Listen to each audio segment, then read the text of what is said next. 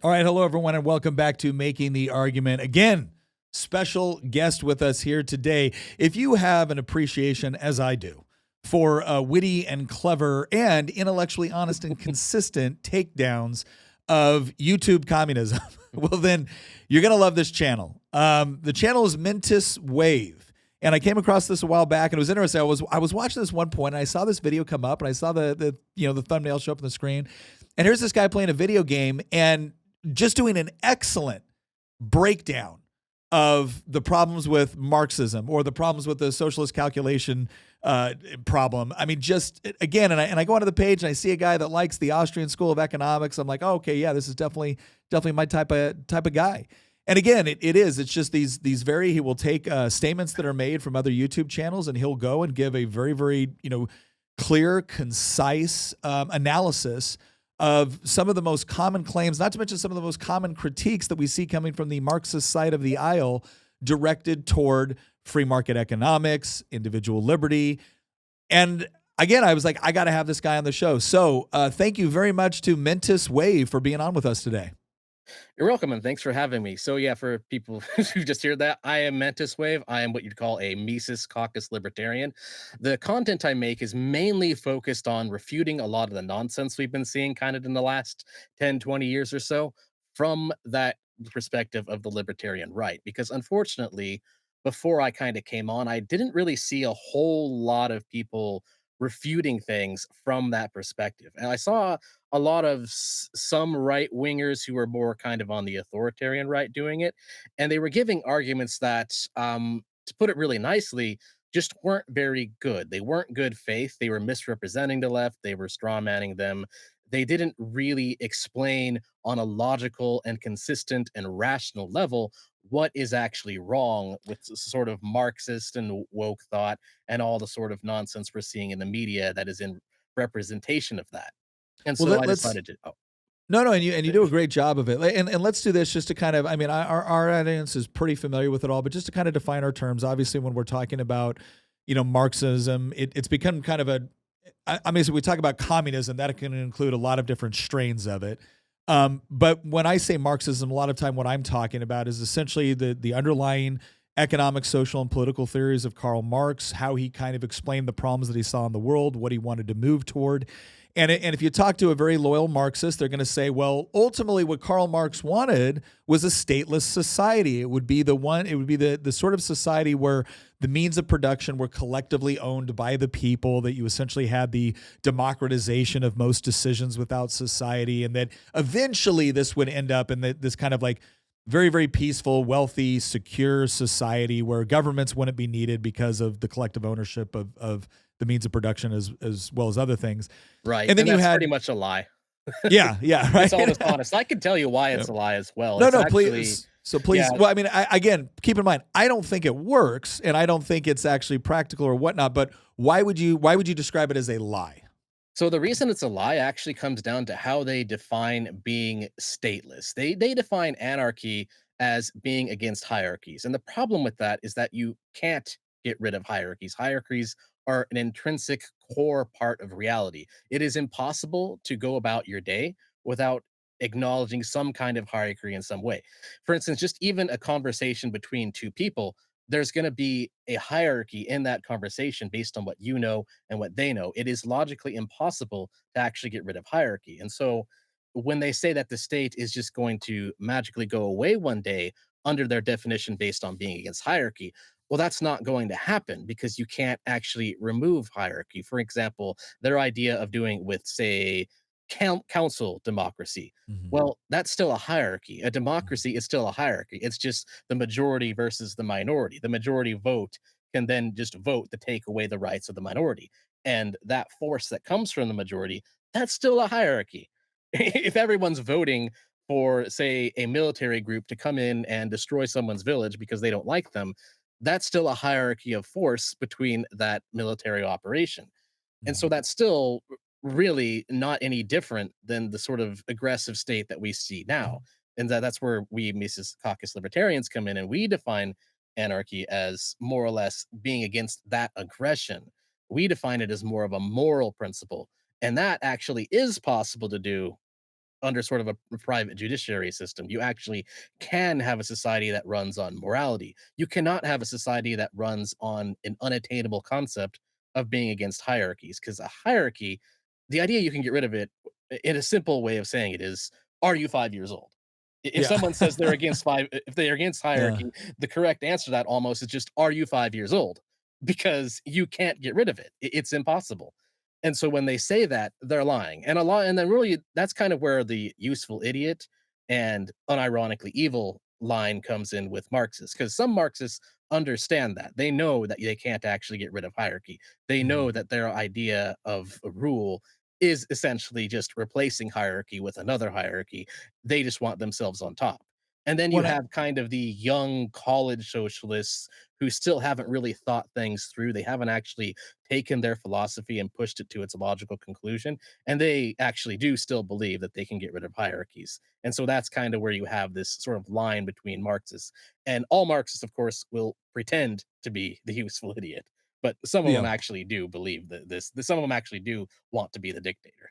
Well, let me ask you this, because another term that I hear a lot is whenever I describe, like, I was in a floor debate with a member of the General Assembly who described himself as a socialist, and he went off on this long speech about how, what socialism is wanting everyone to have, food and clothing and shelter and a livable wage. And I said, no, those are just desirable end states. You're not actually saying anything about what socialists propose to achieve those things. And what you propose is the abolition of the private ownership of the means of production. And it's amazing how many people will come in and say, well, no, that's communism. And I'm like, okay. I'm like, guys, first of all, the words were effectively used interchangeably in many respects. Second of all, even if you want to go with more of the Lenin's approach to trying to make the distinctions, Lenin's concept was, well, socialism is the step you take to get on the road to finally achieving Marx's dream of that radical egalitarian society. But it was almost an acknowledgement that, yeah, but we all kind of get that you can't have it, and there's going to be a state, and that state is going to have to, determine how resources are allocated and all of those other things. So do you run into people that like try to conflate those two things, as if there's some sort of like significant difference between socialism and communism? I mean, going down to Portland, Oregon, I've met some of the most ridiculous people who have absolutely Uh, no idea what they're talking about. I think the most common issue I actually run into is people who do not understand that when you claim that something should be a human right, and that claim it involves you getting something from somebody else, that necessitates that somebody else being your slave. They yeah, don't understand that when you say something like food should be a human right. I mean, on the surface of things, I can definitely understand why a young college age liberal might think, oh yeah, man, end world hunger, man, that'd be great, man. But then you don't understand that when you say it should be a human right, you are necessitating the idea that farmers should now be legally required to work and provide you with food. And if people don't want to do that, then that involves necessarily the state element of aggression. That involves the yeah. state going over to them and at gunpoint telling them that they will make everybody food. And then of course we can already see the logical conclusion of that in the communist dictatorships of the past. What did the state always end up doing in those communist regimes? Well, they all had gulag. They all had Mhm, forced labor camps. mhm. It's all the same thing. And when they say food should be a human right, they don't realize that they're saying something that results in that. It's amazing. We had there was a bill one year where someone had a House resolution to declare that, I think, clean water was a basic human right. And Oh, boy. she was really confused when some of us opposed, like, she was genuinely confused. She wanted to know, like, why is that? And we're sitting there trying to explain. It's like, look, it's not that we don't think everyone should have a right to seek out clean water. It's certainly that we don't think everyone should. We want everyone to have access to clean water. But the moment you declare it to be a basic human right, or another way to word it might be an inherent human right, what you're saying is that somebody has a right to a commodity or a service. And to your point, anything that anything that potentially requires the taking of someone else's property, whether that be their labor or, goods or whatever it might be, you are necessarily infringing on their rights in order to satisfy this new right you've created for yourself. And so you can't have a right to the property or labor of somebody else. We fought a Exactly. war over this, right? Yeah, they don't understand it, and they another thing that they don't really understand is the issue with these sort of the young these days, and in some ways, I believe that this is intentional. It's kind of one of the few conspiracy theories I believe. I kind of believe that it's intentional that the Department of Education doesn't really push economic theory Yeah. on the youth very much these days. Is that people don't really understand at all, even college educated people, even people who have graduated with BAs, BSs, sometimes even people with master's degrees, sometimes even people with PhDs Mhm. do not understand the basic concept that all that really matters is the economic growth that you get from the free market. If you Mhm. have economic growth, if you allow people to voluntarily exchange these things, you would actually, for instance, going back to the example you just gave of clean water, you actually end up with more clean water to Mhm. go around than if you try to make it a human right, because everybody wants clean water. And so there's a massive incentive in the market to create clean water. And Mhm. so you have all these people competing to make the best clean water. And it's actually more efficient to do it that way than having it be a human right, which means that you just have the state doing it. And the state is inherently less efficient at that. In fact, there's even studies that confirm this. The state is usually about 66% or so less efficient than the free market at actually providing these things. And that's a high number, by the way. That's Oh yeah. absolute best case scenario. There's about roughly 66% worse at doing this.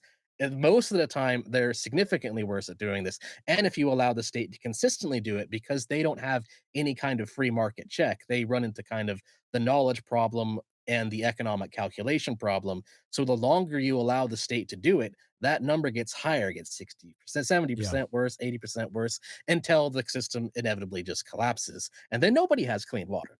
Mhm. So Well, and congratulations. yeah, well, and that's a question I know I've asked people before is like, do you want the thing or do you want to feel better about the statement? Because it sounds great to say that everyone should have X. The real question is, okay, what economic systems have actually been the best at producing X? And Exactly. if your system continues to fail, then at some point I'm going to question whether or not your desired end, whether or not your stated end state is truly the one you desire, because you keep pushing something that theoretically gives you more power, especially if you're in the sort of position to decide how resources will be allocated. But you keep failing to actually produce the thing that you say you want. And again, I find it fascinating. I was actually listening to I was actually at a speech or a an event, and Dennis Prager was speaking, and he said something I thought was very interesting. He goes, one of the lies that a lot of people have been fed is that people desire freedom, when in reality, a lot of people just desire to be taken care of and will surrender essential liberties or freedoms in a heartbeat if they think, or even for the promise of being taken care of. I've certainly seen situations where people were more than happy to absolve themselves of responsibility, if it meant that if they felt like it gave them a better moral standing or a sense of entitlement. I think Eric Hoffer talks about this in his book, The True Believer. But let me ask you this. So on one side, you have, again, the Marxist approach, or we can even just say the more generalized socialist approach. And we just did an episode. We did an episode a while back also talking about the similarities between fascist economic policy and socialist economic policy. And I think you could probably put it into a broader category of that kind of authoritarian, centrally planned approach to government and economics. But then we also have various approaches on the right as well. And as you mentioned before, there is kind of a right wing authoritarian approach. But then you also have these varying degrees, right? So when we said earlier on, you and I are both fans of the Austrian School of Economics. I also have a lot of people that I really admire out of the Chicago School of Economics, even though, again, ideologically, I'm more closely aligned with Mises. What would you say as you look at, one side is essentially saying that, look, as long as we just have the right people in charge, right, which is always a dubious claim Oh in and of itself, no. as long as we just had the right people in charge with enough data and enough supercomputers, well, of course they'd be able to allocate resources more efficiently. And every time it's tried, it seems to fail. What would you say is that? How would you define the Mises response to not only the problems with, we could call the economic calculation problem, but also why Mises believes that the other solution, the free market approach, is so much more superior in actually providing the things that the socialists claim to want. There's that is a good question. So the first off is to point out that one of the inherent flaws there in the thinking that you can have a centrally planned figure with all the authority doing everything right is just the fact that human beings are not omniscient and not omnibenevolent. They're thinking that the person in charge would have to be some kind of 300 IQ, knows everything that's going to happen, knows what everybody wants, and also on the moral end just be a total selfless angel. And people are not like that. In fact, Mises kind of went into this just on the ideas of praxeology. People have pretty much infinite desires for goods, and they will generally always act in their own self-best interests. And so what you do instead, because of that, is first off, acknowledge that the 300 IQ omnibenevolent angel does not exist. We just have to stop getting into that. It's just a more softer version of "Are you 5 years old?" Mhm. It's just a soft version of that. It's Yeah. it's more like are you 10 years old now? We're getting a little better, but it's still not good. And so what you do instead is recognize that people will actually do this voluntarily in a free market, and we've already proven that you can. For instance, there's been times in the past where we've been closer to free market. For instance, during the 1800s, or for instance, during Calvin Coolidge's term, we saw people doing these things voluntarily, anyways. For instance, if people want to be, it could be just as simple as going to the mall. Why would you rather go and buy things at the mall than go to a government store? Mhm. And the answer is because the mall has way more variety. And but more importantly, if you go to the mall and you say something bad, the worst thing that the people who own that mall can do is basically just physically remove you. It's like, okay, sir, we do not want you in our store anymore.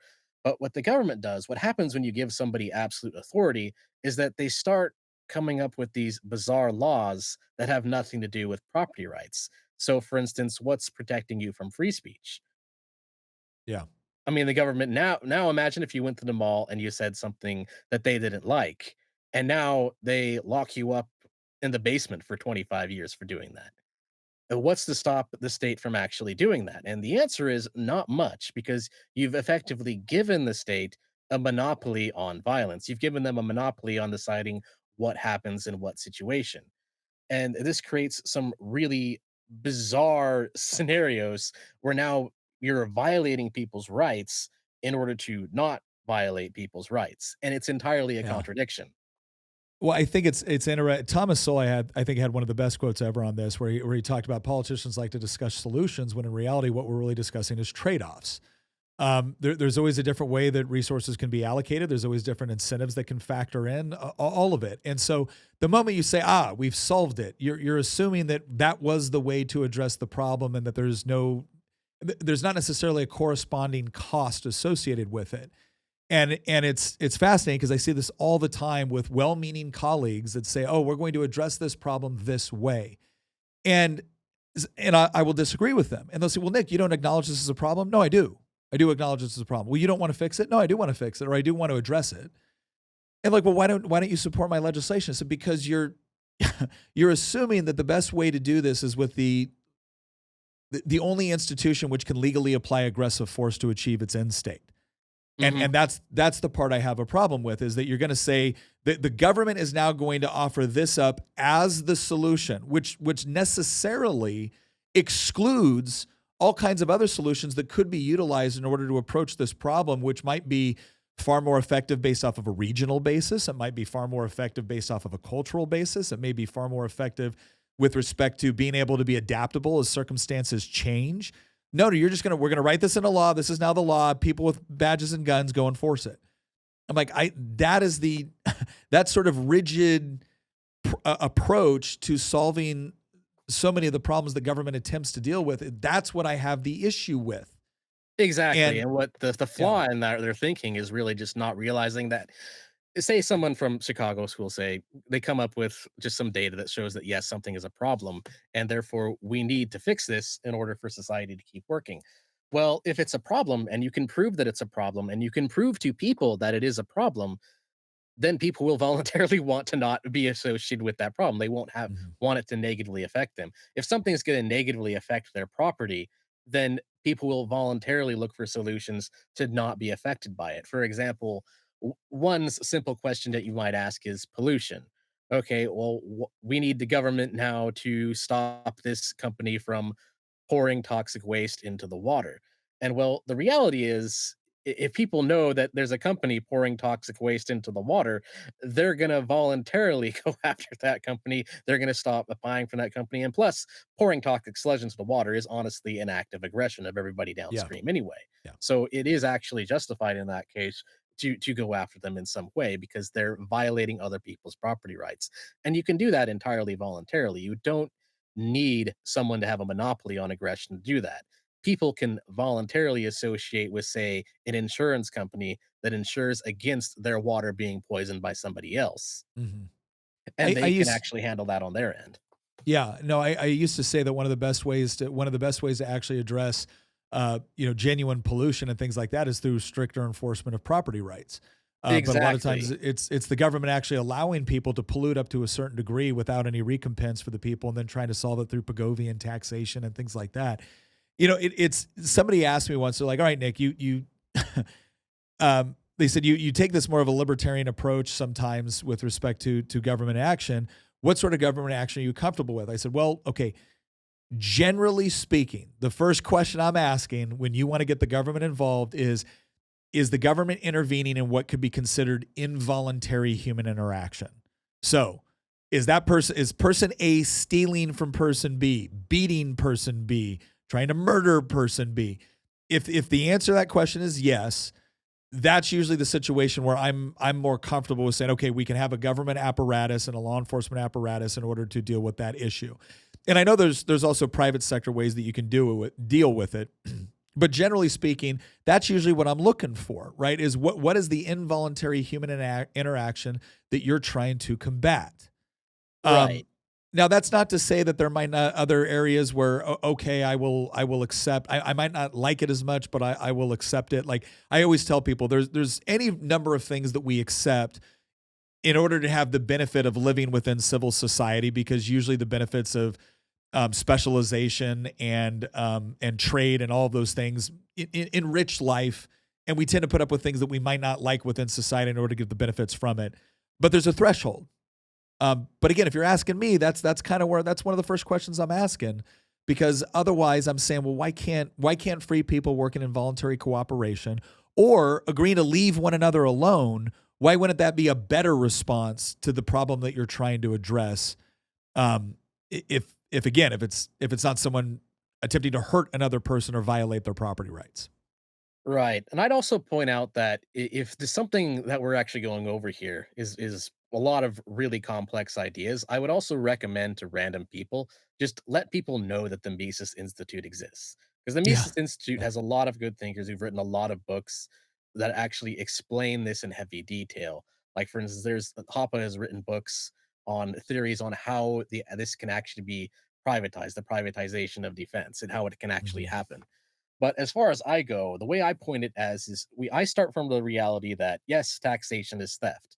And because taxation is theft, any kind of society has to acknowledge that as their base for building their society. And that's why I consider either forms of anarcho capitalism or, at the absolute worst, minarchism are really the only forms of an actual society that is trying to be ethical. Because Mhm. minarchists, what they say is that, okay, yes, taxation is theft, but it's a necessary evil. However, only in cases of the state defending property rights. And then, of course, anarcho capitalists will say, no, you actually can privatize that, and you actually don't need the state to have a monopoly on aggression. And you can have that all be done through voluntary interactions. You can have private cities and whatnot. That's more where Well, I so lean towards. But let everybody has to at least acknowledge that taxation is theft. yeah, yeah, let's talk about that for a second, because I've gotten into these arguments with people before. Um if somebody asked me to describe what I was, I lean toward minarchist. And well, someone said, well, why don't you fully apply the non-aggression principle, which is simply to say that provided that the action is not engaging in coercive force against somebody else, live and let live. And my response to that typically is that if I could be convinced that there was that such a place has ever it existed in any sort of like large scale or sustainable form, I would be more inclined toward it. But I do think that, and again, part of this comes also from my theological worldview, is I believe, we have a sinful nature. I believe that, that there's issues, there's inherent issues within us that make it difficult, um, to operate and sustain such a society. Now, the retort to that is, okay, great. Then if we have a sinful nature, so do the people that you're going to place in charge, right? Yeah, Um, exactly. There you run into the 300 IQ omnibenevolent angel question again. yeah, yeah, and so it's the idea of, I've never, the reason why I will say this, I am willing to accept some level of government, and with the full acknowledgement that you're correct. There's no getting around that the government uses coercive force in order to confiscate and take from other people in order to provide certain services. And so my standpoint is usually like, okay, I want to limit what the government does because I recognize that's the mechanism it's utilizing to achieve those things. I would love to get to a point where I genuinely felt that we could sustain the sort of environment where you would be capable of defending yourself, because here's the bottom line. Like, let's say you had a bunch of people that were living in the perfect Rothbardian, right, minarchist, or not even minarchist, and anarcho-capitalist society where it's like, hey, look, I don't tell you what to do, you don't tell me what to do. We still engage in voluntary cooperation and trade. We're still able to work together in cooperation in order to defend ourselves or defend our society from outside forces. But historically, I don't see one that feels like it's been able to sustain itself against the sort of society that does allow for more centralized control and also engages in military operations, or operates off of a conquest ethic or whatever else it is.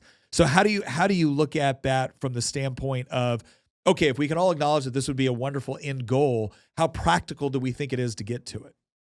Okay, so first of all, there actually was a time in history where we came very, very, very close to what you're describing. And actually, this is kind of why I go for the private city model. And that's actually the Wild West. Back in the Mhm. Wild West, during that time, kind of in the 1800s, the Western states, they didn't really have a federal government on their backs. I Mhm. mean, on paper they did, but realistically, they were privatized cities. And so it was already done at a private level in those kind of company towns. So it has been done in the past to some degree. And what I would say is that in order to get there, I agree with more of the strategy of privatizing things until you can just kind of slowly wither the state away and people realize, oh wait, we don't need the state for this. For instance, you kind of run it in that way. You're doing it on a slow case by case basis. And I would personally start with the bureaucracies and government agencies that are proven to be the most unhelpful and the most corrupt. For Yeah. instance, start with things like the DOE. And in fact, Yeah. I read the book A Mandate for Leadership, Project 2025, and there's some bad ideas in there, but there's actually a lot of good ideas. And getting rid of the Fed involvement in education is one that's actually good, because all they do is they just push Marxist education Yeah. into the youth. That they're actually part of the reason why the youth isn't educated on economics these days. So get rid of them and privatize them, and then privatize things in order until you actually get to a point where people realize, oh, wait, all of these agencies being privatized, every single time we do this, it ends up being better. Yeah. Me Things get better. personally, I'm in favor of it based on natural law. I believe in it just purely on principle of the non-aggression principle. But I also recognize that you can entirely make a consequentialist argument in favor of dismantling the state,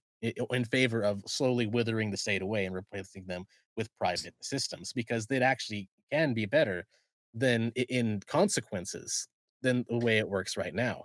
No, I've kind of described, when somebody was asking me before on that, I said I've described it as like, look, I'm Burkean, Edmund Burke, in the sense that I respect what he had to say about the idea that, um, society doesn't just come about something because somebody made a really good logical argument and now we're going to do a 180 from what we've done before. It's usually rooted in human experience, tradition over long periods of times, and then what you want is an adaptable system that can take in new data, look at new approaches, apply new technologies, and whatever it is, in order to come up with hopefully a freer and more moral outcome. Because the other thing that I draw a distinction with, and I've talked to libertarian audiences before, is like I draw a very clear distinction between libertarianism and licentiousness, right? I'm not a hedonist, right? I may not want to I may not want to impose what I believe is the objective moral law on you, on situations that exclusively or more likely to exclusively affect you. But that doesn't mean I think everything is okay or permissible simply because I don't necessarily want the state to intervene. Um, but that goes back to this whole idea of I'm trying to kind of reconcile this on like, okay, from a historical perspective, because it is interesting. In the Mises Institute, some writers in the Mises Institute have actually done some really good work on highlighting that the kind of the old West spaghetti Western flick where, you know, the bad guy rolls into town and just dominates the town. That didn't really happen because people were armed and they were willing to defend themselves, and they would form voluntary associations to get rid of the bad guy. I mean, Exactly. you had some instances with like, you know, larger gangs like the Cowboys in Arizona and some other places. So things like that happened. But again, a lot of the stuff you see in the Westerns was not an accurate reflection.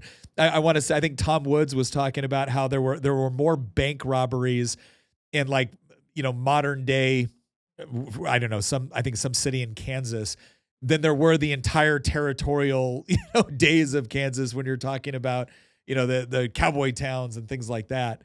Well, Um, yeah, because an armed population actually has less crime overall. That was one thing yeah, I went into one of my recent sort of high effort videos that I made was more on the philosophy of gun rights. And the thing about all of the arguments for gun control, they all commit the same error. They all make the same fallacy, which is that they only look at gun crime. They'll mhm, always say in every single study that is used to try and promote the idea of gun control, they always only focus on gun crime and not yeah, crime overall. Because when you focus on crime overall, mysteriously, having the presence of gun rights makes it so that crime overall actually goes down. And the reason, of course, is because if you put yourself in the mind of the criminal and you think, okay, I'm a criminal and I want to get free stuff and I'm going to rob either A, this town over here that is not allowed to have guns, or B, this town over here that does have guns. They're going to go for A every single yeah, time yeah, because they don't want to get yeah, shot when they're invading somebody's home.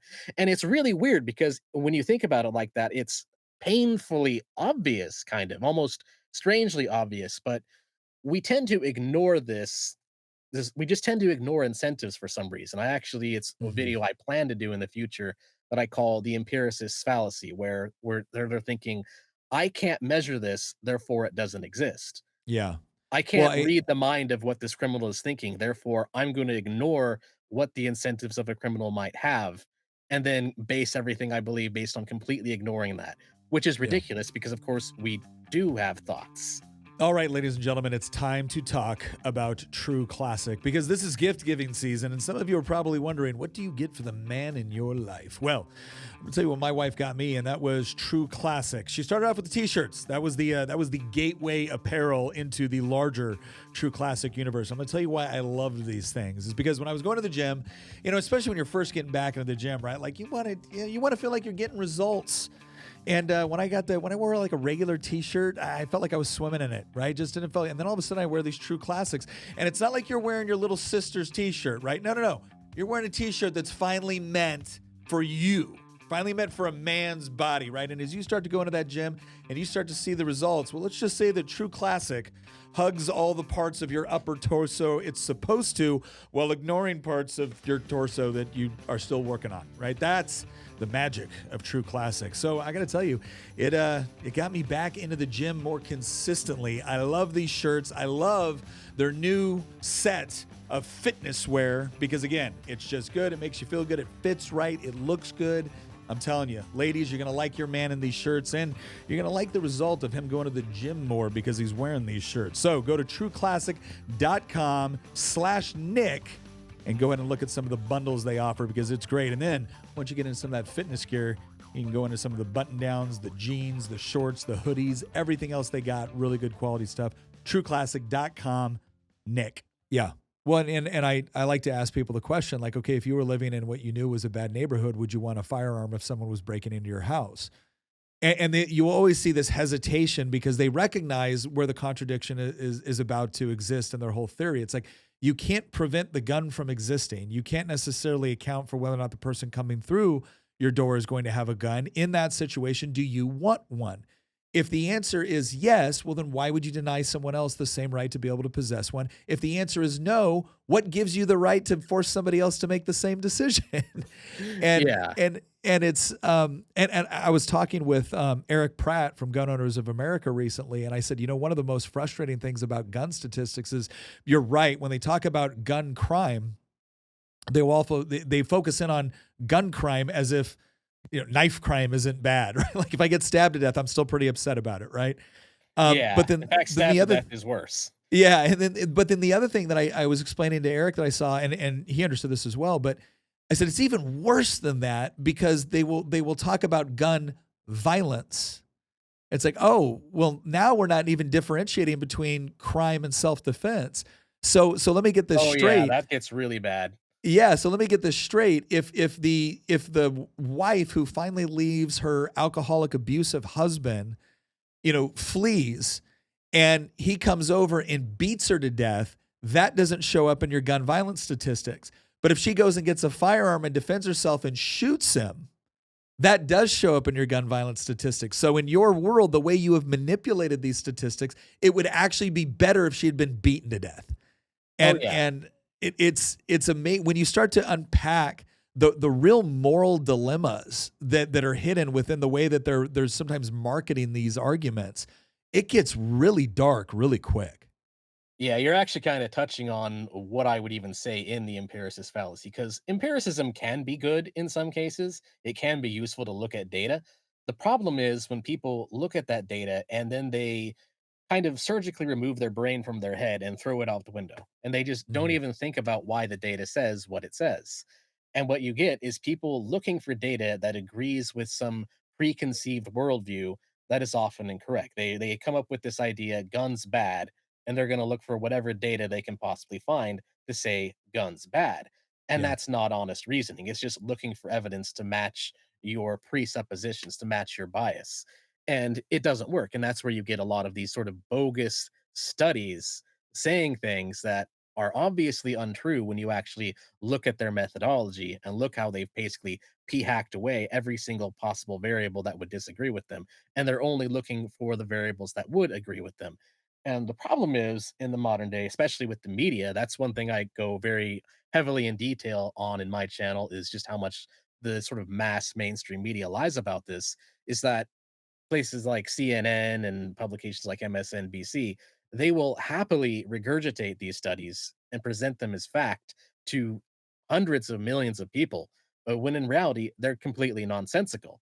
Of Mhm. course, counting that into gun violence, that example you just gave of a wife using a gun against an abusive husband who's about to beat her to death, that obviously shouldn't show up in statistics, but they're Mhm. gonna count it anyway because they Yeah. don't care, because they're only looking for reasons to justify the state taking away people's guns. They're just looking for reasons to justify authoritarianism.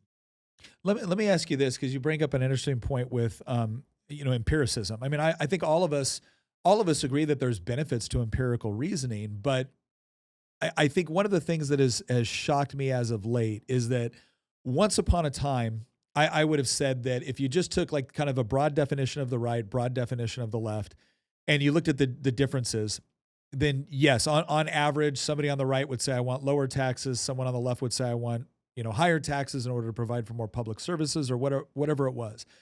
But there was still, at least on some level, an underlying commitment to things like the laws of logic. So the law of identity, the law of excluded middle, the law of non-contradiction, that the scientific method provided a useful tool in order to come to certain conclusions about observable reality, as long as we understood the limitations with respect to the data that's being used. Like we all kind of agreed on that. Exactly. And then all of a sudden, I shouldn't say all of a sudden, but I want to get your take on this because I feel like what has happened, or what I should, a better way to word it is, what has become more popularized within the left as of late has been this merging of what you might call a Marxist interpretation of the problems in the world combined with Marxist solutions. We could call that, the democratization, radical egalitarianism, whatever, combined with more of a postmodernist and deconstructionist philosophy. And the reason why I think that is so critical and necessary to understand is because if I got a communist over here and I got a free market, Austrian school economist on this side, and they both agree that the laws of logic apply, well, then they can actually look at observable reality and hopefully come to some agreement about what works and what doesn't work, et cetera. If you apply a postmodernist approach, where now all of a sudden there's no such thing as objective truth, there's just your perspective, my perspective, and then you add on top of that critical theory, which says that not only is there not objective truth, but the laws of logic are on some level a tool of the ruling or oppressor class to, keep the oppressed down to the benefit of their own, to the benefit of themselves or their own systems. You've now created a world where your feet are planted, firmly in midair. Because now there is what mechanism are we supposed to use to adjudicate differences with respect to the data that we see? If you've now said that, hey, you have your perspective, I have my perspective, you have your data, I have my data, and we're gonna come together, we're gonna look at all this utilizing these tools. And now you've Oh just yeah. said is I don't want the tools anymore. Like, how do we peacefully adjudicate anything then? I mean, Oh yeah. It's actually kind of the same problem with, I'm gonna drop a bomb. This is something I've been planning on making a video of for quite a while, but I just didn't get to it. The yeah. issue with radical postmodernism is that it's effectively just presuppositional apologetics for secular people. If you know what presuppositional I apologetics do. is, I do. oh, good. Yeah. So you Yeah. that's why you laugh because you know Yeah. what I'm talking about. It's effectively just justifying circular logic in your favor. It's saying that logic it's an attempt to logically destroy the idea of logic. But the problem is that by doing that, you've admitted that you're wrong because you can't use logic to defeat logic because you're accepting that logic is valid in order to do Yeah. that. And with presuppositional apologetics, I have nothing against the religious right. I think they have Yeah. a lot of good ideas, but I don't like it when people only give religious arguments in favor of ideas. And that's actually why I think there's a need for a more intellectual right wing. That's one of the reasons why a lot of people laugh at the conservative concepts is because the right kind of got hijacked by a lot of arguments that effectively, instead of stating we should do X because of time preferences and these reasons and this actual data of why we should do X, and it kind of got replaced by we should do X because God says so. And Mhm. what people don't understand is that that's actually a bad argument, even if it's true. Even if God actually does exist and God is telling you that you should do X, the problem is it's just not very convincing. It's not actually a good argument. It's really just an appeal to authority. It doesn't actually explain why it is true. And in Well, it's presuppositional apologetics, they're just justifying circular reasoning to use that kind of reasoning. And well, that's all that I'm gonna postmodernism does. I'm gonna defend Cornelius Van Til and Greg Bonson here a little bit on the presuppositional side, because I will say that the one difference between a theistic presuppositional argument versus what in many cases is a purely atheistic presuppositional model, is I understand that they're saying that every single worldview has to have a starting point. And the question is that starting point capable of justifying the tools that you're going to use to reason? And so, like I'm glad you're saying this. what's that? I'm Yeah, really glad you're saying this because you're actually getting on my next point, is that yeah, not only is radical postmodernism effectively just presuppositional apologetics for secular people, it's mhm, actually worse because mhm, presuppositional apologetics at least tries to foot itself in saying, okay, we can't use reason, but our God can. We get our source of reason from God. But in the case of postmodern and radical postmodernism, they get their source of reasoning from um yeah, nowhere. yeah, yeah, So the yeah, religious argument of presuppositional apologetics at least has some kind of basis up high in the sky, whereas mhm, radical postmodernism has no basis whatsoever. It completely is self-defeating. They're yeah, admitting that they're wrong, but they're admitting they're wrong in a way that's thousands and thousands of pages of word salad, yeah, and you only realize why they're wrong when you take the whole thing in one gulp and you realize, wait a minute, yeah. this is Well, just one it's big massive contradiction.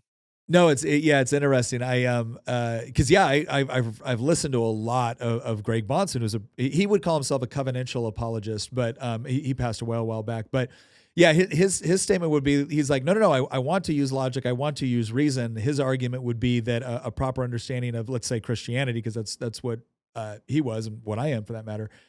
He would say, well, that of course the starting point for everything is God, and so nothing can exist outside of God, and so therefore God, now logic, reason, and everything else. Exactly. And I get what he's saying there from an epistemological standpoint, right? It does provide a certain degree. It provides a justification for all those things. But yeah, to your point about postmodernism, is I That's find it nothing. inter. Yeah, There's there's nothing nothing. there. There's no starting point for this. It's just because we say so ultimately, and I think, again, when because I've asked people this, it's amazing. I will talk to students and I will say, how many people believe that there's no such thing as like objective truth? There's your truth, there's my truth. There's no such thing as objective truth. And it's amazing how many people will raise their hands, and then I'll ask them a question. So is that true? and and and you'll get these confused looks. And I was like, look, a professor once worded it best. He says, when anybody tells you there's no such thing as objective truth, they're telling you not to believe them. So don't. Oh, that's a good one. Yeah. But that's kind of what I wanted to ask you, is like, do you think, um, again, without getting into, because I think there's two dynamics of the modern left that are different from what we would have called like the Soviet left, right? Or even the traditional Marxist left. One is this the introduction of critical theory, and we can go to the Frankfurt School and Marcuse and all that, and then the other is this idea of so it's the oppressor oppressed dynamic, and the idea that there's no such thing as objective truth.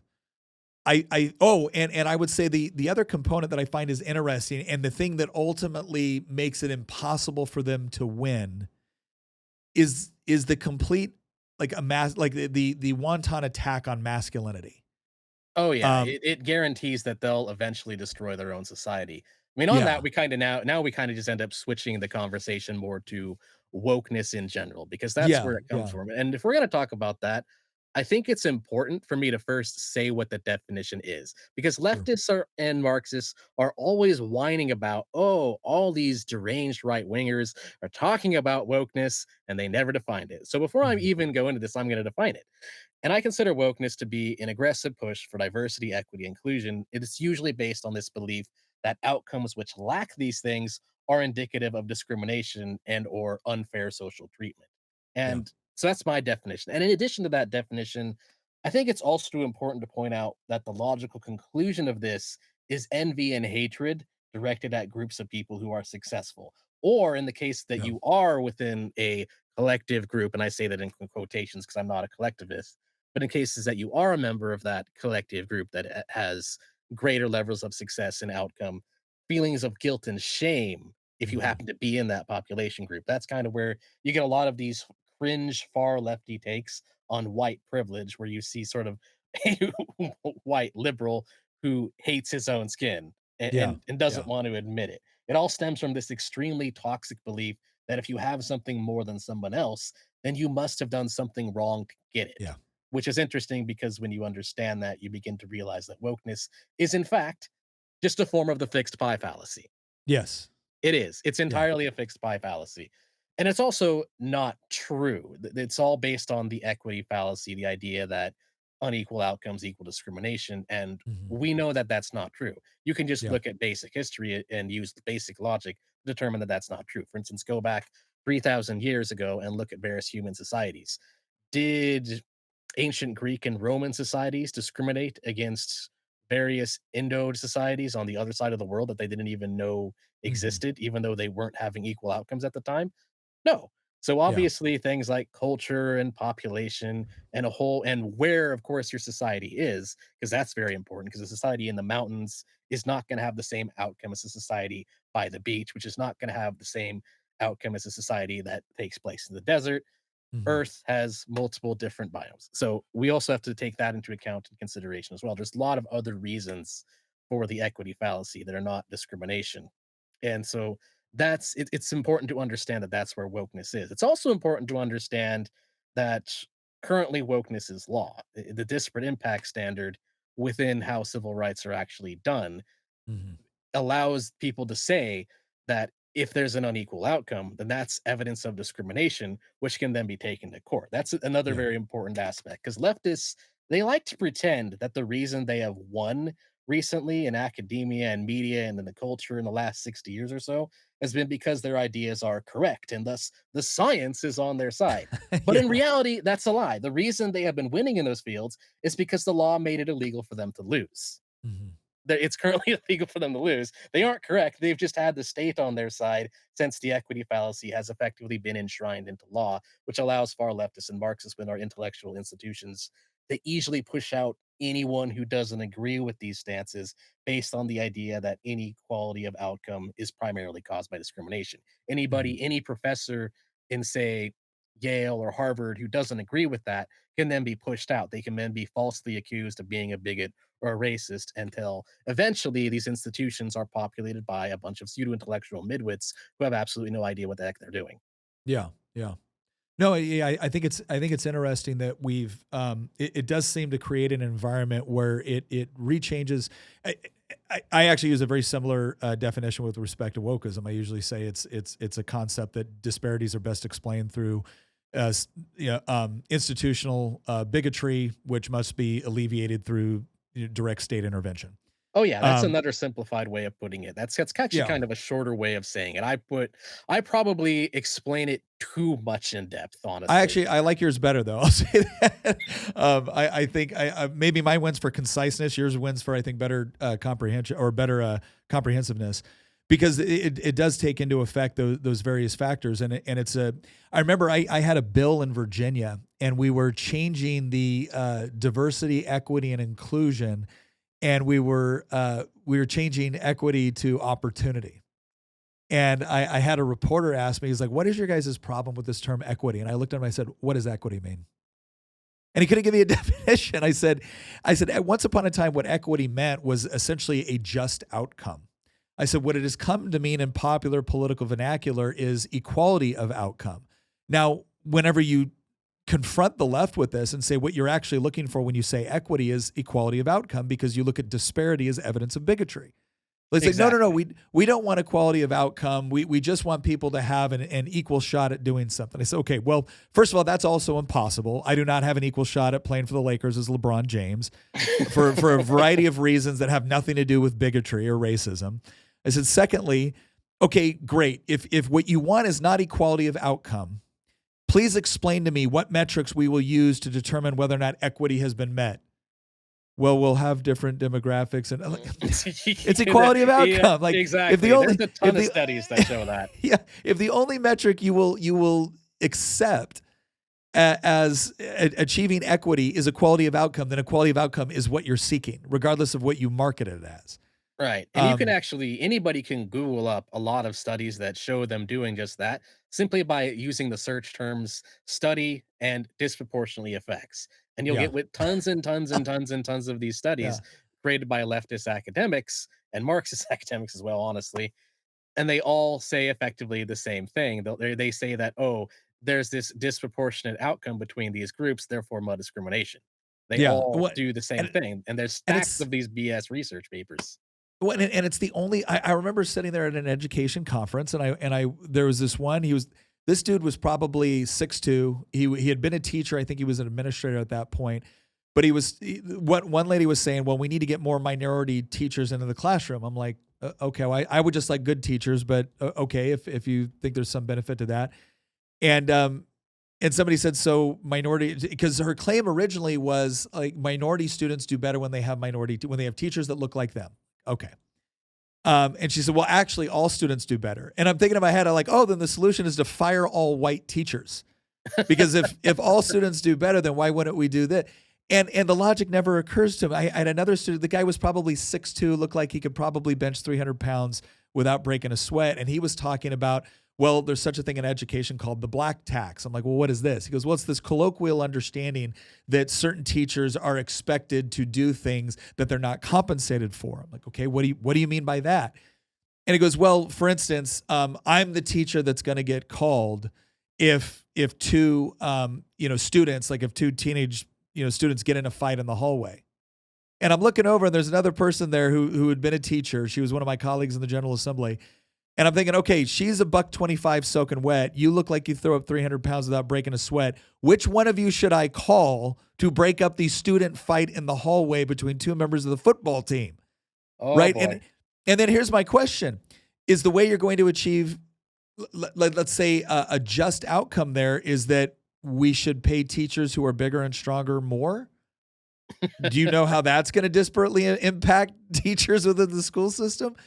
But it's just amazing how I feel like all of this seems to break apart under the most casual of investigation, casual of like the most honest of question, and yet it persists. Why do you think it persists so? And why do you think it seems to be expanding through most of our culturally shaping institutions, not to mention the ones that produce our experts? I think the core of that, I mean, aside from just the equity fallacy and wokeness that I just went into, the core of that just comes down to the fact that people like him, really just about anybody, or really just people in general. And I think you actually made a response video where, or more of like a reaction video to something I made on this called the victim perception fallacy. You actually watched that, and Mhm. that's one of the things. That's how I found out you exist. Is people are very, very comically bad at at sort of forming perceptions of victimhood. People have a very hard time understanding if the way that the world is responding to them is based on an individual trait they have or a collective trait they have. So, for instance, that guy being 6'2" and having a hard time understanding why he might be the one being called to break up a fight, as opposed to some skinny little female teacher who would just get batted around by any teenage boy. And he's thinking that, oh, it's because I'm a person of color. And it's like, no, it's because you're 6'2", my dude. Yeah. You're freaking massive. You Yeah, can good easily job deal at the with those gym, buddy. boys. with You- with great with great bench press comes great responsibility, my friend. Exactly, and people don't know people are very, very bad at perceiving whether or not they're a victim in society, and there are Mm. studies that confirm this. There have been double-blind studies where people have been given, saying, a wound on their face that was fake, and then they were, then had a conversation with someone, and then they're asked if, "Oh, hey, do you feel that you were mistreated, by this person based on this deformation we gave you?" And they're like, Well, "Oh, yeah, I was totally mistreated." But the reality is they removed the wound from their face before the conversation. So yeah. it was all fake. Well, explain. So yeah, the content, because I remember doing that. The video you did on that, we did kind of a react to it, like a long scale react to it. But yeah, the way you described it was is that they brought somebody in and they're like, all right, you're going to go into a job interview, but we're going to give you this wound on your face to see if it impacts the interview. And so they're going on, and as they're doing the makeup and whatnot, they remove the wound. But the Yeah. person doesn't know it. So in their mind, they still think they're going in with this wound or with this deformity on their face. And so they go in, they do the interview. When they come out, they ask them if they think the deformity impacted the result of the interview. And it was like like an outrageous portion said, "Oh yeah, absolutely," even though it wasn't Yeah. there. Yeah. People can't really tell why they're being treated by other people in society. They're not Mhm. always sure. And that's what creates that sort of fallacy. And for instance, one example of this would just be feminism. Modern feminism has this problem, especially because the media is constantly telling women that you're being oppressed by employers. And Mhm. so, well, how's a woman supposed to go to a job interview? And let's say that they fail the job interview. How do they know it's because of their qualifications or if it's because they're a woman? And the reality is they don't. And men aren't any better at this either, to be honest. Men Mhm. can't really always tell if it's because of being a man or something else about yourself. Or for instance, in my case, oh, I have red hair, so I didn't get the job because I have red hair. The reality is you don't know because you can't read other people's minds. So what Mhm. people do instead is either A, you have a narcissist who will never blame their own personal qualifications, or B, you have someone relying on what the media has told them. And right now, we have a very big problem in the media where we're constantly telling people that you're oppressed, you're oppressed, you're oppressed.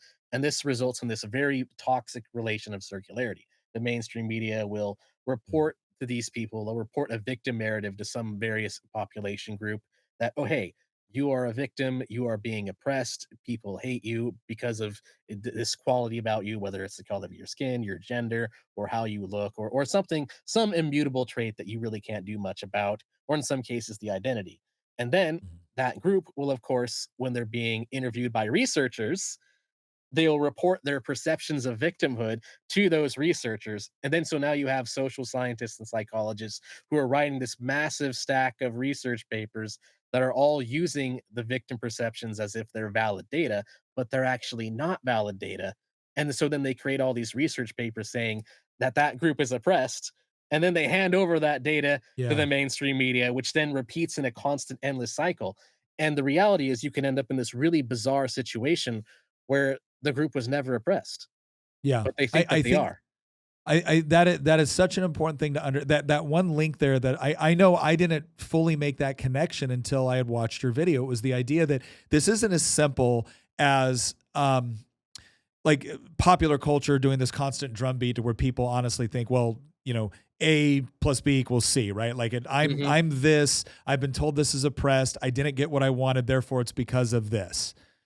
Without looking at any other considerations.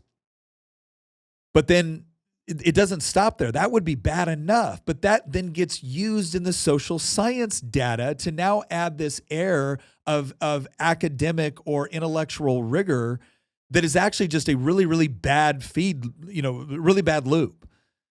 It's an And extremely so, complex circular argument. It's a circular yeah, argument that it's transcends different creating institutions. the conditions for its own conclusion. And now, and so this is the part where I want to ask this question because this will kind of lead us into the last segment here because I know you got to go, but um, there's a very popular statement that you shouldn't chalk up to malice that which can best be assigned to either ignorance or stupidity or whatever else, right? Um, and I have generally lived my life believing that. I am becoming less inclined to believe that with certain Oh, things. yeah. And when it comes to academia, especially when I read through things like Gramsci and Marcuse and whatnot, and the fact that these people were very open about what they wanted to accomplish, I feel like we have reached a point where once upon a time I would have said, okay, that could definitely be an honest academic mistake, right? You're utilizing the data that you think is good and rich and coming from multiple different sources when in reality it's flawed in this critical way.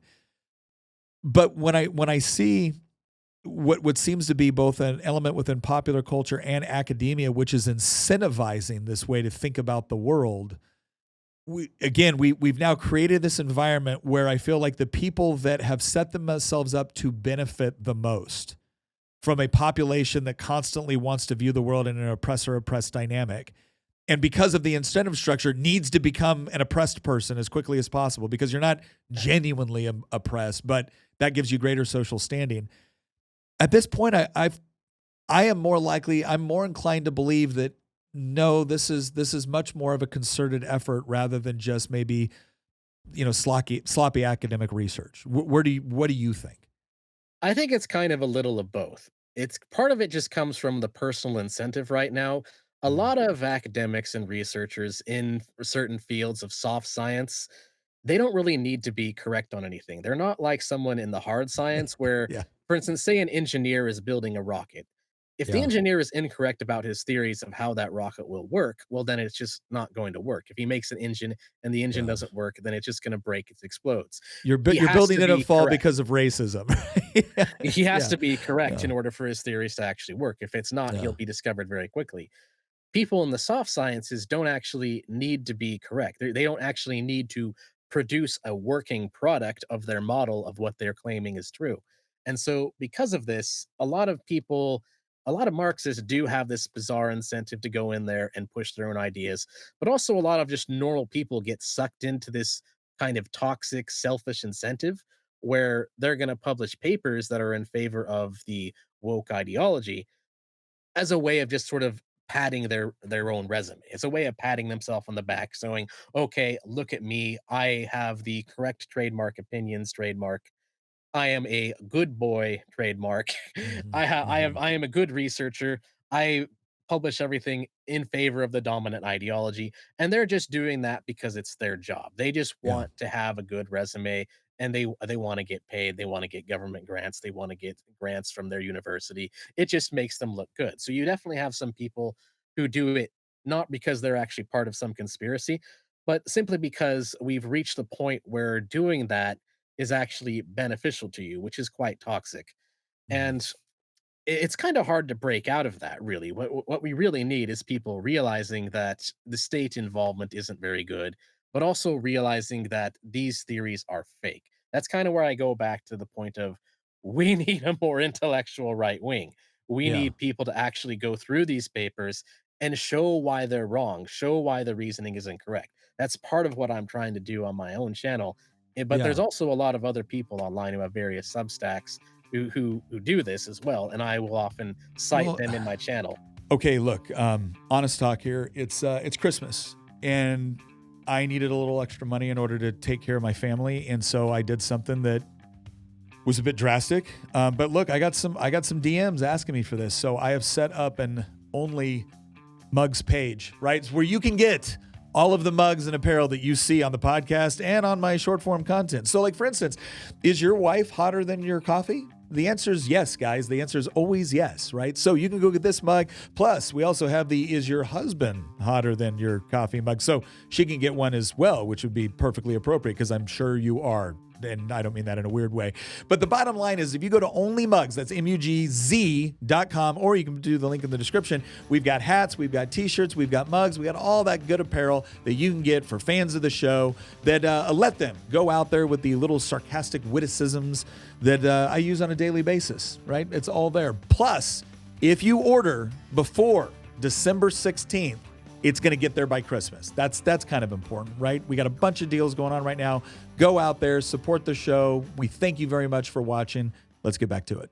And I'm thrilled you do this because and here's what I want to say. All due respect to the almighty Substack, but I think there's something to be said for the people that are not only academically rigorous but also very good at the popularization of ideas, which is to say that look, there's a large portion of the population that is never going to read the Substack, but they will watch the video, especially one that is entertaining and is meeting them where they're at. And I think you do a very good job of that. Exactly. Um, We need more people doing what I'm doing. That's why I made my mhm. channel. I didn't make it because I want to be famous. I don't give a crap about that, to be honest.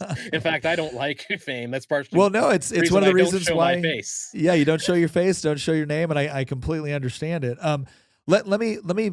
I just realized there was a whole other portion of this conversation I wanted to have, but I also understand that would be another hour. So I'm gonna hopefully be able to convince you to come back for another episode at a different time. But I Oh, want I to leave with definitely can. I'm sorry about yeah. my issue that makes it so that I have to cut it short. No, no worries, no worries. So let me leave it with this question and give you kind of the final response on this. So we talked a lot about how leftism has changed to, again, we could say that once upon a time there was at least maybe some basic commitment to the idea of the scientific method, the laws of logic, in order to come to reasonable, rational conclusions. That this most modern version of it has probably been one of the greatest rejections of what we would call that kind of classical understanding of critical thought. So here's my question, because you said that I'm saying that I'm a little bit more inclined to believe that it's becoming more nefarious rather than just ignorant or rather than just simple incentive structures. Hmm. Do you think, because arguably if it's just incentive structures, well then we change the incentive structures and therefore the behavior will change. I'm a little bit more inclined to believe that the current, because the current branch of the critical theory not only rejects that classical interpretation of critical thinking, but also assigns such a moral quality to this that I feel like it's a little bit more pernicious and dangerous. Do you agree with that, or do you read the situation a little bit differently? I think there definitely is a cabal of people who are doing it purely to justify authoritarianism because they Mhm. think that they'll be the ones in charge. There's people who unironically believe in the magical utopian idea of the state going away and us all being equal. And there are people who do understand power and think that they'll be the ones in charge. And as long as they can position themselves with what they believe will be the winners, then they can push themselves to the top of society. There are some unironically evil people out there, and that is unfortunate. And a lot of those people we do kind of see working with the state. A lot of if you read the actually, if you read the book Project 2025, A Mandate for Leadership, they actually give a very good answer to that, and that they go over a lot of what government agencies are doing. And what you see is that a lot of these agencies are just unbearably corrupt. They don't actually work. They're populated by people who are just using research and using data to justify more authoritarian state control. You basically have a road to serfdom where you are allowing these people in control. What I kind of think needs to happen is, again, a more intellectual right, with more people actually showing the masses, not just kind of in your little Substack echo chamber, but actually showing the massive why these ideas are fraudulent. We need to actually delegitimize these ideas to everybody. Everybody needs to know why this is fake. We need to actually delegitimize, because you're not going to stop evil people from being evil. That's just an unfortunate reality. Some people cannot be saved. They've already adopted this morality where they don't really have a morality. There's nothing you can actually do to stop them from being evil. But you Mhm. can show other people that they're being evil, and you can explain it. For instance, you can explain why a lot of the care harm morality isn't really correct. It allows people to claim that they're being harmed when they really aren't, and then they use that false claim to justify state intervention and more authoritarianism. And people don't realize that the care harm morality matrix can entirely just be a scam used to justify taking people's property rights away. No, that's an excellent point. That's an excellent. Well, again, yeah, I'd love to take about another hour or two and go over go over a little bit more of the what we do about it, and what would more of an ideal situation look like. So maybe next time we have you on, we'll focus a little bit more on, okay, we've kind of identified some of the problems and the way it operates, and we've talked a little bit about what's needed, but maybe talking also about, like, okay, what does a desirable end state look like, and one that can both sustain itself as well as protect against what has already happened within society. But Mentis Wave, thank you very much for being on. Again, I want to encourage everybody. Actually, tell everyone where can I know, obviously Mentis Wave on YouTube, on X. Where else can people find you? Pretty much people can find me on YouTube, just Mentis Wave, just search for it. People can find me on X. So again, at Mentis Wave. And on X, I actually have a link tree. So Twitter, X, Mhm. however you want to call it. Some people still call it Twitter. So we were kind of reaching that fun point where people are finally stopping to call it Twitter and starting calling it X. Yeah, But we're I right also have there. a link tree on there that'll show you some additional links, like for instance, kind of merch and stuff I have. But also I'm on a few alt tech parts. I copy some of my videos over to Rumble as well as Mm. Odyssey. So I do have some presence on alt tech as well that people can find me. But as far Okay. as next time, we can definitely talk more some other date. I do kind of have to unfortunately go. Maybe next time we can talk more about the Yeah. cultural elements, because that's one thing that appeals to a lot of the normies, is that culture does matter to normies. That's kind of why I made a video explaining Yeah. how these psychos took over the gaming industry. Yeah. Yeah. Oh my gosh. And Well, normal well, people will find out about that and realize how we're being lied to. yeah, no, I think it's an excellent point. And again, thank you very much for the work that you do. And everyone, listen, if when you're looking for ways to actually combat some of the most popular arguments that are being used within, like, the cultural left, you're probably not going to give them, you're not going to give them reams of research on a particular topic. You want to be able to address specific arguments. You want to be able to do it effectively. I'm going to tell you right now, Menace Wave does a great job of doing that. He will take some of the most popular videos thrown out there on the left, and he'll do some of a point by point refutation of it. And again, I think he does a good job of trying to steelman the opposition's argument. He doesn't just set up some straw man and then knock it down and pat himself on the back.